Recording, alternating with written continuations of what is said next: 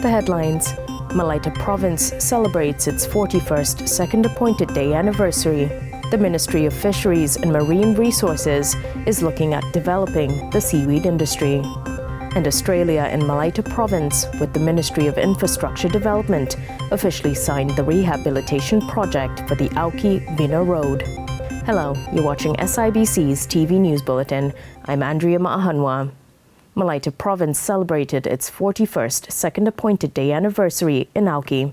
Alex Tadamu travelled to Auki for the celebrations and filed this story.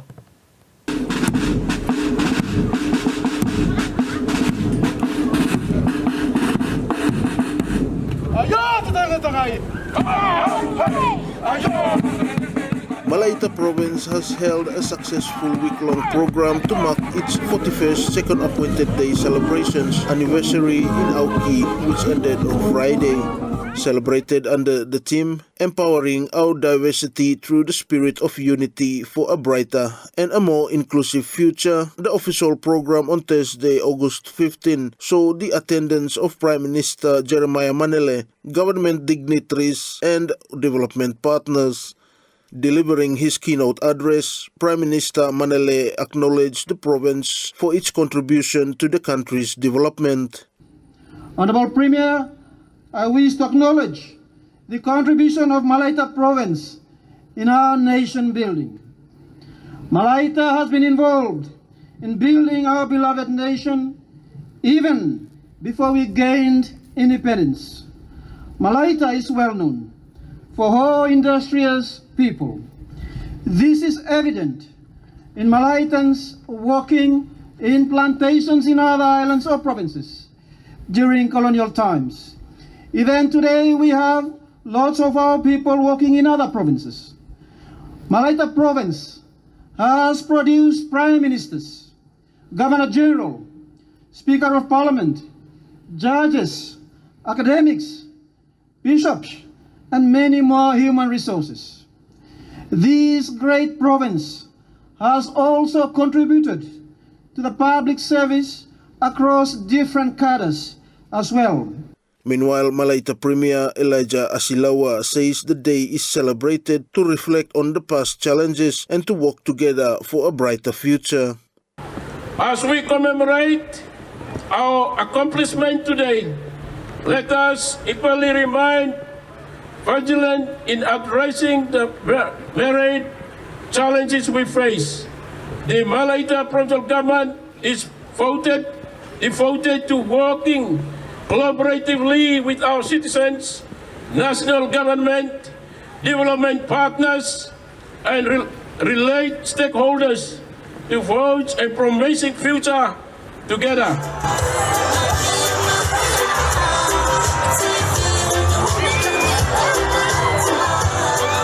People from communities around the province and also from the capital, Honiara, flocked into Auki town since early in the week to witness the celebrations.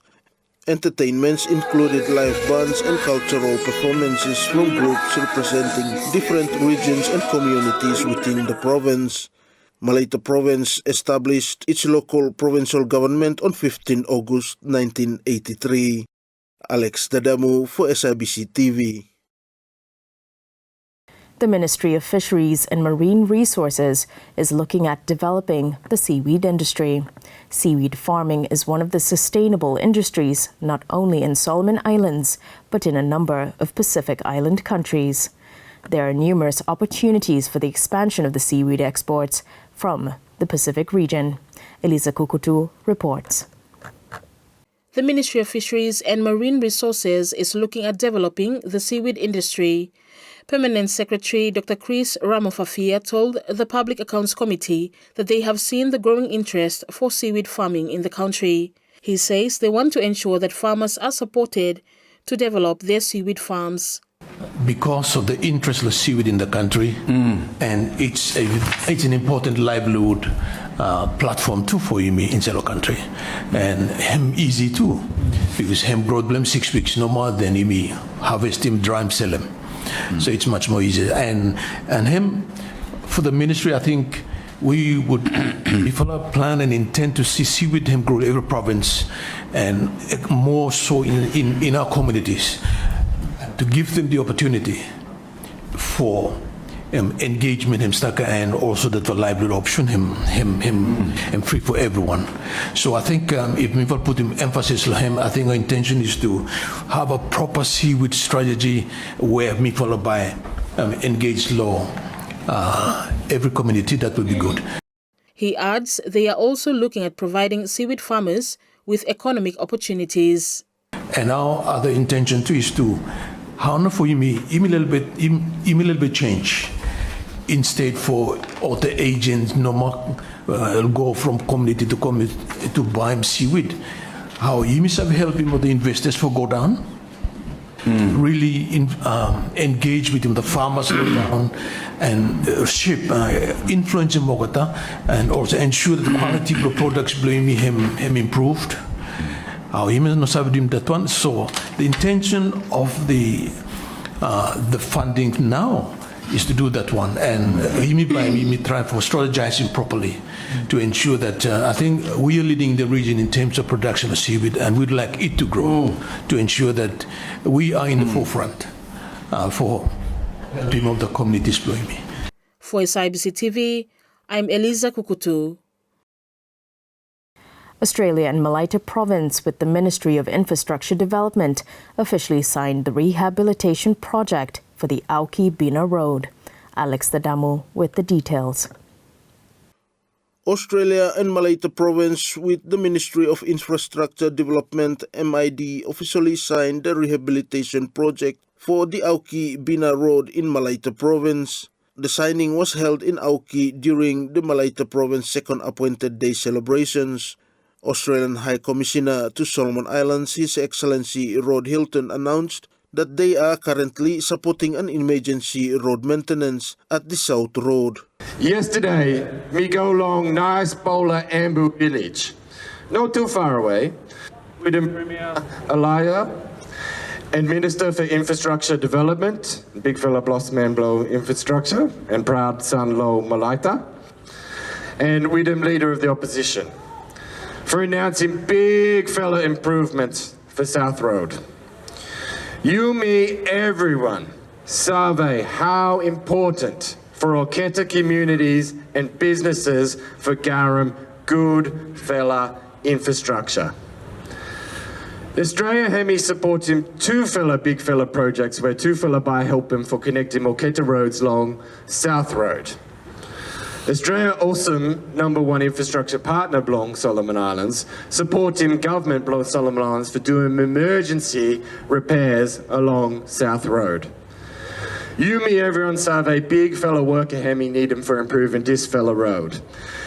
Meaning time heavy rain, hem come, road hem e go ahead yet.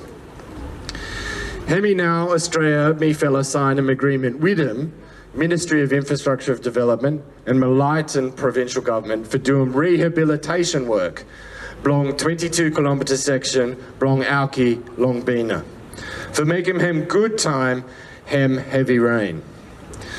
This fella, two fella projects, by two fella make sure time you fella travel along South Road, by hemi more safe, more fast and more reliable for you fella, everyone. Meanwhile, Prime Minister Jeremiah Manele said the national government is negotiating with Australia for extra funds to replace Few River Bridge and upgrading of Seal Road between Gwaunaru Airport and Kilufi Hospital. We have also heard earlier this morning from the Australian High Commissioner, and we have also witnessed the signing of the MOU that Australia will fund and build the South Road as well. This will be the sealing of 20 kilometers of road from Auki to Bina.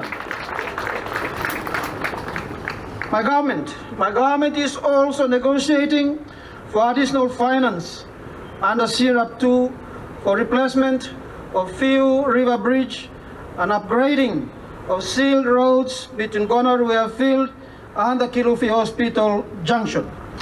Honourable Premier, discussions are also ongoing with the People's Republic of China for the sealing of Dala to Atori Road, which is 40 kilometers. We hope to finalize discussions on this very soon and hopefully secure this project. Alex Dadamu for Sibc TV. Citizens of Malaita Province will now be able to access passport services in Auki with the opening of its office. Sharon Anau reports. Citizens of Malaita Province will now be able to access passport services in Auki with the opening of the office on Thursday. The opening was done with the presence of the Prime Minister, Honorable Jeremiah Manele, and Malaita Premier Elijah Asilawa and government officials. Chief Immigration Officer of the Immigration Department under the Ministry of Commerce, Industry, Labour and Immigration, Johnson Oge, said the office opening is part of the ministry's plan to decentralise services to the provinces. This office will also liaise with the other government agencies in the province on the matters related to the immigration. Also, this office will provide immigration service that will be required by the potential investors, potential seasonal workers, students, and the wider communities within the Malaita province. This initiative also part of the Ministry of Commerce, Industry, Labour and Immigration strategic plan to decentralize service to the provinces.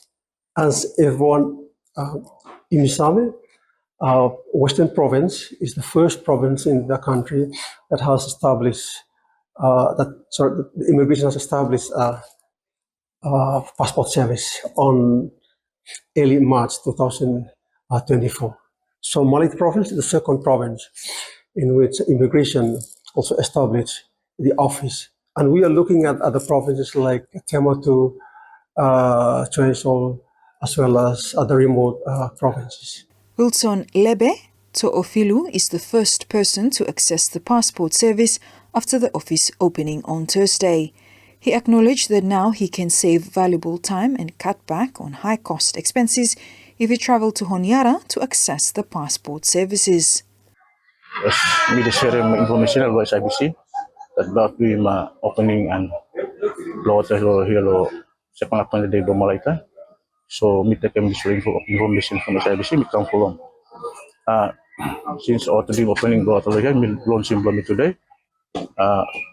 We barat tago too much lower because I'm said lo travel Honiara expensive too much, yeah, and I'm costing me if me go to Honiara. Said lo living for town I'm expensive, so time always come here make them life easier. Said lo spending if I no spend too much or sometimes you go running passport to Honiara. So me bara thank you too much lo that cutting less expense for me for travel to Honiara. Mr. Johnson Oge in the meantime confirmed that they will expand the services to issuing visas shortly. Sharon Nanau, Sibc TV.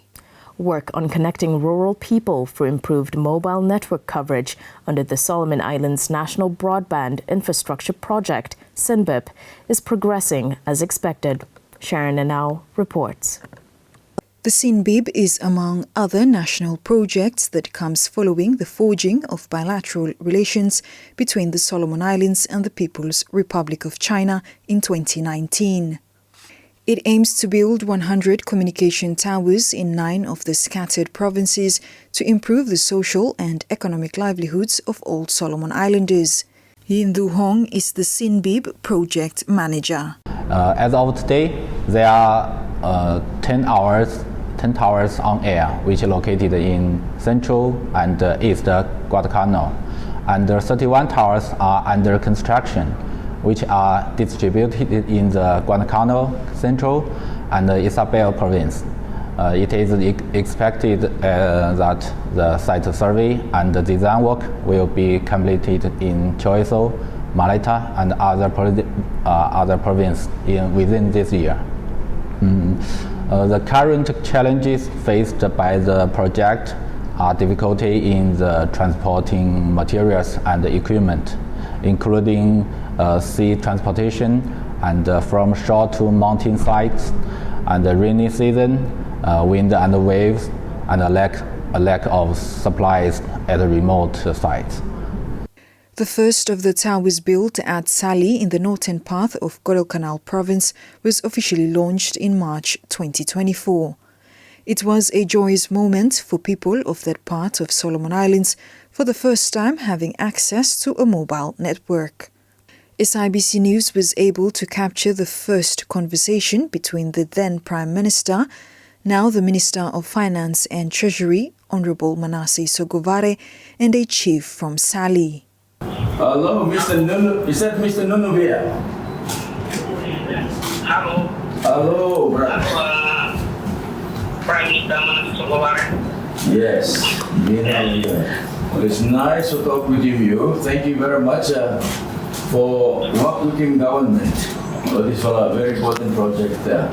This is the China Harbour Engineering Company Limited office in Honiara. Now the materials from this office will be transported to the provinces for the construction of the towers. Now the local population will be able to benefit from this project as it will provide employment opportunities for them. It will also connect the islands closely and promote the development of the e-commerce and e-government, education, tourism, and other industry. At the same time, the implementation process of the project will create more than 4,000 job opportunities for the Solomon Islanders and improve the development of industry such as shipping, building materials, hardware, and machinery. The project is expected to be completed in 2026 and is expected to boost communication coverage in the remote parts of Solomon Islands from 50 to 80%. Sharon Nanau, SIBC TV. Prime Minister Manele thanks Sino for its plan to establish its fourth campus at Aligigeo, Malaita Province. Sharon Nanau reports. Prime Minister Jeremiah Manele thanked the Solomon Islands National University, SINU, for its plans to establish its fourth campus at Aligigeo, Malaita Province. Prime Minister Manele made this statement in his address during the Malaita's second appointed day in Auki last week, after SINU and Malaita Province signed an agreement to establish the campus. He also thanked SINU's Vice-Chancellor, Professor Transform Agarau, for his vision on the importance of education. The government has endorsed the establishment of the Solomon Islands National University 4th campus in Aligigeo, Malaita Province. And on this note, I wish to thank the Vice-Chancellor of the Solomon Islands National University, Dr. Transform Agarau, for his vision in terms of the importance of education. I endorse the sentiments that he has expressed this morning in terms of the importance of the fourth campus here on Malaita in providing access to education not only for our people on Malaita but also for Solomon Islands. SINU Vice-Chancellor Dr. Agarau said the signing of the agreement marks the fulfillment of a dream long held by the people of Malaita. Together we are forging a new chapter in our nation's history, one that will be remembered for generations to come. Because today is a day of immense significance, a turning point in our history. Because as we gather here this morning to sign the agreement for the establishment of the fourth campus of the Solomon Islands National University here in Malaita, we are not only signing a document, but we are laying a cornerstone of a dream long held by the people of this great province, Malaita, which is rich in culture and tradition and resilience, has always been a beacon of strength within our nation. Today we take a monumental step towards ensuring that the youth of Malaita and other parts of Solomon Islands have access to the same opportunities as their peers in Honiara and overseas. Sharon Nanau, SIBC TV. The Solomon Islands National University, SINU, Infrastructure development budget has been reduced from $50 million to $30 million. Ministry of Education and Human Resources Development Deputy Secretary Corporate Services Cauldron Kolai highlighted this during the Public Accounts Committee hearing into the 2024 Supplementary Appropriation Bill. He said the ministry indirectly supports SINU with over $200 million. The National University is among one of the institutions that bears the brunt of the government's current struggling fiscal policy. I'm out from infrastructure development side, SINU. We are used to ministry is to support him SINU infrastructure budget of 50 million. So if we out this one, the infrastructure grant allocated to SINU will be just only 30 for this year. Part of that, I just to make comment on that to Chair and the Honorable Committee. On the Ministry of Education support to SINU, in total, indirectly we supported about 204 million, 766 and 800. This is actually out from our budget for education. To justify that, when those 204 SIG under scholarship to SINU is about 1,073 students na SIG have allocated to SINU scholarship alone. Right. Meanwhile, MERD's Asset Management Local Technical Officer Clement Tito said the ministry's infrastructure budget from the government has decreased over the years. Actually, over the years for this infrastructure grants, I'm keep on reducing every year. I'm not saying increase more. I'm just did reduce now. But the plans that we have made actually have for these institutions, not only for this SINU, but other sectors like secondary, primary, and ECE. We always trying to make sure that we increase the budget so that we can accommodate him and support him this increased access policy. Unfortunately, baseline him always reduce every year. So we try to make sure that SINU him always up there in terms of budget, but it doesn't work that way. Him always reduce, and that him also push him other sectors here go down too. So him now where we are. Work on the Auki Township's new tar-sealed roads is set to start soon. Alex Dadamu with more. Work on the Auki Township new sealed roads is set to start soon. Prime Minister Jeremiah Manele announced this on Thursday during Malaita Province second appointed day celebrations in Auki.